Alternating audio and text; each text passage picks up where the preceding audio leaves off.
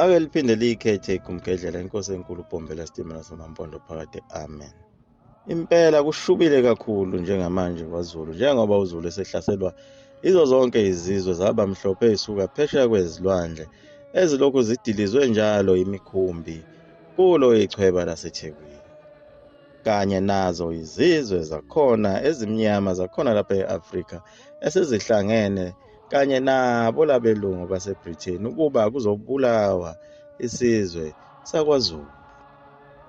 Kodwa umuntu obulale yonke le plani lena uyena phela uDingane. Iqhinga likaShaka wayethi uzama ukuhlanganisa bonke abantu abamnyama ukuze ukuthi makufika izizwe ezimhlophe zifike abantu abamnyama behlangene. Njengoba sizokhumbula esigabeni esedlule lapho igumgedlela lichaze khona ngokukhothama kwalo ilembe ngesikhathi lithumele amabutho lena phela kwaSoshangane ukuba kuyonxenxwa uSoshangane ukuba ahlangane noZulu.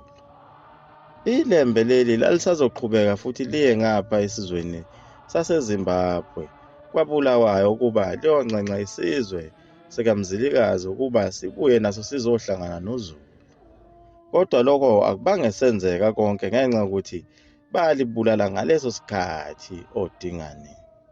Balimala lonke iqhinga likaNkulunkulu ngokuthuma yena uShaka ukuba azohlanganisa izizwe zabantu abamnyama. Kumanje sesizohlanganyelwa izo zonke lezi zizwe zasentshonalanga. Futhi okunye okwenza uDingane okubi akwenzayo kwaba ukuthi ngesikhathi eshaya abantu ebabulala eseyinkosi ngenxa yokwesaba eshaya bonke abantu ababehlobene noShaka, lezo zizwe zaqala lapho zahlakazeka zabaleka zaya ngaphesheya kothukela njengoba seziphenduke zaba izitha zikaZulu. Abantu ababebalekela ulaka lukaDingane. Yilo futhi lolu laka lukaDingane phela olwaziqhatha nawo amabhunu. Amabhunu wayekade engezona izitha zethu. uShaka washiya amabhunu enze umbimbi nawo.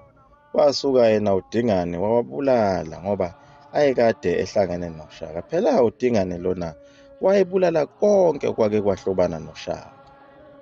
Manje sesithwele izono zikaDingane. Waze wasenza uDingane ngalobu buqhwaga bakhe obunganayo ingqondo.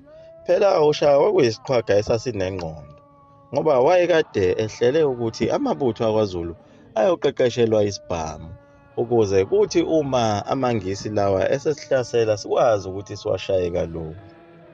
Kuphinde kufundiswe abantu ukwenza zona izibhamu lezi ukuze bezokwazi ukuvikela umhlaba wabo.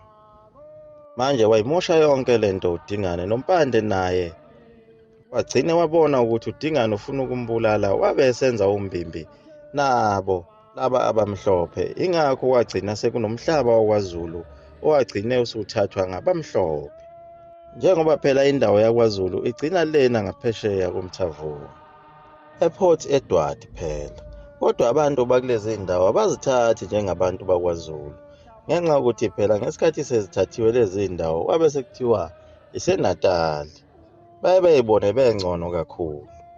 Abanye baze bezisisele ngale emampondweni bengayona amampondo.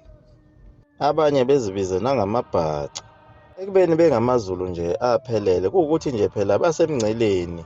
Kuba njalo uma usemngceleni nesinye isizwe ugcina usukhuluma ulimi olumbaxambili.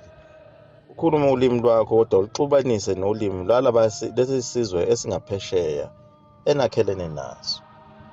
Impela ziningi iziqhwaga ezazikhona lapho Empini yaseSandlwana zisohlangothini lempi yakwaZulu, impi kwacetshwayo. Nabo abasunguli bempi phela uSihayo namadodana akhe omehlo kaZulu nomkhumbi kaZulu bakhona kuyo lempi. Bahamba nawo lensizwa phela yaseSwazini okuthiwa umbilini kaMswati, uSomhlolo phela. Phela lensizwa okuthiwa umbilini kaSomhlolo izakhele ugazi olukhulu ngabo ubuqhwaga balo ngoba phela lapha kwaZulu uyathandwa umuntu oyisiqhwaga, oyindoda nje ephelele. Wasegcina eseba umngani omkhulu wazo lezi insizwa zakhona lapha kwaNgobese. Phela njengoba wayebalekele lapha kwaZulu waphinde wazoba umngani nalezi insizwa zakwaNgobese. Kuthiwa wayekhona ngesikhathi kubulawa lawa makhosikazi kaSihayo, lawa phela ayesewelele esilungwini eyophinga. nezisebenzi zakhona kulohulumeni wabelungu. Phela lokho kuyingisi kuhlakaniphe kakhulu yena mnikazi wawo wonke amasistimu okona umhlaba. Phela ngaphesheya kothukela umthetho wawuthambe kakhulu, uthanjiswa ngamabumi ilona ingisi lenzela abantu bakwaZulu bawele babuye bazogqisha kulo ingisi. Ngaphesheya kothukela wawuziphilela ngokuthanda kwakho ngaphandle komthetho. Noma ulale nomfazi womuntu lowo kwakungakunikeza inkinga. Kodwa kwaZulu kwakusebenza umthetho wamaJuda, ma walala nomfazi womuntu ngofileyo, nalowo mfazi lowo uzawubulawa. Manje ezinye zezinto amangisi ayedoba ngazo abantu abamnyama ukube beze kule ndawo yawo yaseThekwini. Ikumgedlela liyasithanda lesi siqhwaga saseswazini esekuthiwa umbilini phela, ngoba lifuna manje ukuzobajuqa okwesibili abelungu laba, njengoba lekade libajuqa khona lena eSwazini. Umdidiyeli wempi yamangisi uFrederick Chelmsford wakubona kuyingozi ukuba khona kwalaba bantu abamnyama, kodwa futhi kulusizo. Wasethi kumele kube khona uphawu abazobabona ngalo, wabesethi kumele befakwe amaduku abomvu ekhanda ukuze bezokwazi ukwehlukanisa uZulu nabo laba bangamambuka.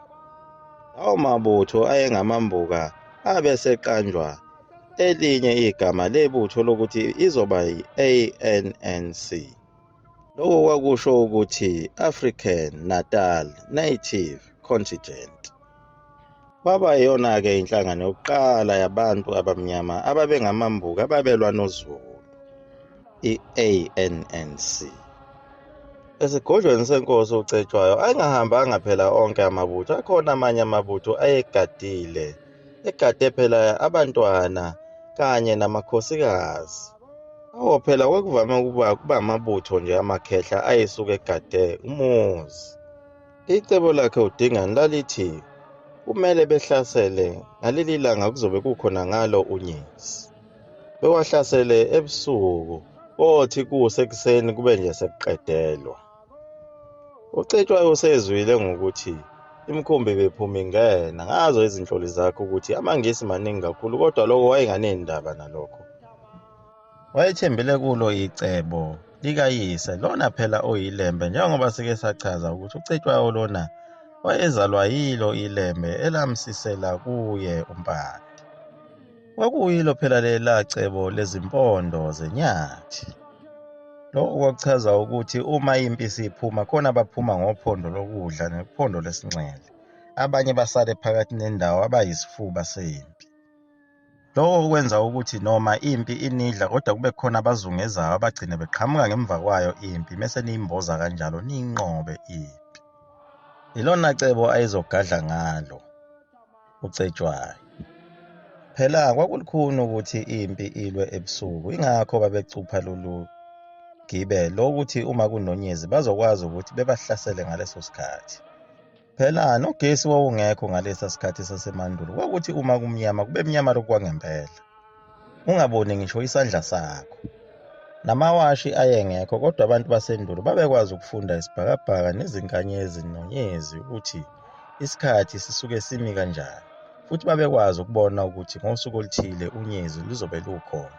Ingakho babecuphe lolu suku lamhla ka-22 Januwari 1879. Kwenzeka konke lokhu njena uCetshwayo ukhona esigodlweni ubhizi neminye imigilingwane yakhe engaziwa. Ubiza onke amakhehla asemandulo eseyimpini zasemandulo nangasala khona kube ahambe nalamabutho ayobanqobisa lempi ababhekene nayo. Amabutho kaZulu ayekalela ku-20,000 kuya ku-25,000. Kodwa elamangisi lalingaphezulu kwale nombolo ngoba phela babuye bapika kakhulu nabantu abamnyama, kanti namanye amazwe aphinde angenelela azoba umbimbi nayo iBritain. Lokho okwakwenza ukuthi kungangabazeki ukuthi isizwe sikaZulu sizonqotshwa. Nabanye ababekade behambisana noZulu bamdayisa uZulu. Liyaguqa lapho igumgedlela mzulu amafutha omkhovu uDuwinto Mniso umakhuluskopu ungenzani imali yami igcwele isikhwama phakathi